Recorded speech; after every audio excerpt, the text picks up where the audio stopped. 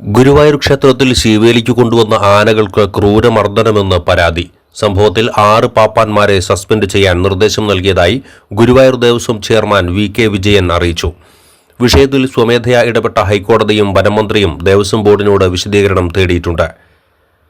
1.5 മാസത്തോളം മുൻപ് നടന്ന സംഭവത്തിന്റെ ദൃശ്യങ്ങളാണ് ഇപ്പോൾ സോഷ്യൽ മീഡിയയിലൂടെ വ്യാപകമായി പ്രചരിക്കുന്നത്.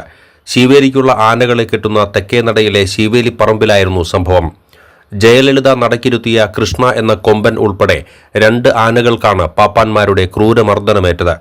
കൃഷ്ണ, കേശവൻകുട്ടി, ഗജേന്ദ്ര എന്നീ 3 ആനകളാണ് ദൃശ്യത്തിൽ ഉള്ളത്.